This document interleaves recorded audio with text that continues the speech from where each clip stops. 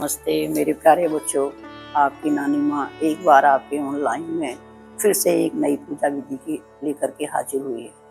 आज की पूजा विधि है धनतेरस।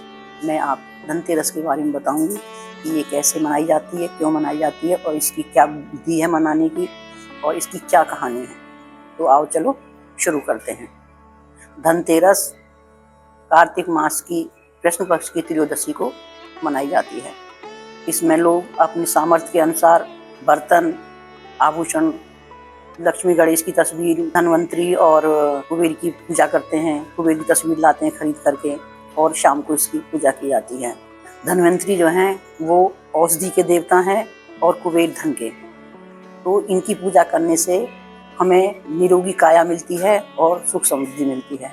कहा जाता है कि एक पौराणिक कथा में कि इस दिन धनतेरस के दिन जब समुद्र मंथन हुआ था तो उसमें से भगवान धन्वंतरी अमृत कलश लेकर के निकले थे और वो नारायण के अंश माने जाते हैं, औषधि के देवता माने जाते हैं। इसलिए उनकी पूजा करने से हमें एक निरोगी काया, अच्छा स्वास्थ्य प्राप्त होता है और कुबेर की पूजा करने से हमें सुख समृद्धि मिलती है। कहते हैं ना कि पहला सुख निरोगी काया, दूसरा सुख घर में हो माया। तो इनकी पूजा करने से हमें दोनों ही सुख प्राप्त होते हैं।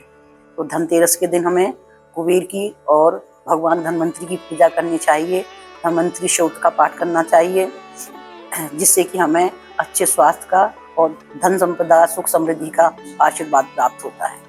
इसके विषय में एक पौराणिक कथा है कि इस दिन धनतेरस के दिन जब समुद्र मंथन हुआ था तो उसमें से भगवान धन्वंतरी अमृत कलश लेकर के निकले थे और उस अमृत कलश को लेकर के जब वो प्रकट हुए तो सब जितने भी मतलब जगह का वहाँ पर देवी देवता थे सब बहुत प्रसन्न हुए और सब ने उनसे प्रार्थना की कि भगवान ऐसा कोई काम करो जिससे कि सब लोग सुखी से रहें।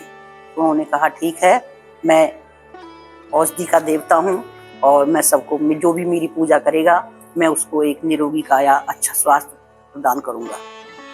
तो इससे मतलब जो है हमें उनकी पूजा करने से एक अच्छे स्वास्थ्य की प्राप्ति होती है और कुबेर की पूजा करने से हमें धन संपदा की प्राप्ति होती है। तो हमें जो है शाम के टाइम में इसकी पूजा करनी चाहिए। और कहा जाता है इसमें एक लोक कथा भी है कि एक हेम नाम का राजा था, उसके एक ही पुत्र था। तो जब वो पुत्र पैदा हुआ तो ज्योतिषियों ने कहा कि भाई ये शादी के 4 दिन बाद ही इसकी मृत्यु हो जाएगी। तो राजा ने अपने पुत्र को एक ऐसी जगह भेज दिया जहाँ पर कि कोई महिला उनको दिखाई न दे, लेकिन होने को कौन टाल सकता है। अचानक एक दिन किसी राजकुमारी की नज़र उस पर पड़ गई और वो दोनों एक दूसरे की तरफ मोहित हो गए और उन्होंने गंधर्व विवाह कर लिया। लेकिन जो होना था वही हुआ। शादी के 4 दिन बाद ही राजा के बेटे की मृत्यु हो गई। इससे उसकी पत्नी बहुत विलाप करने लगी और विलाप करती हुई वो यम के पास गई।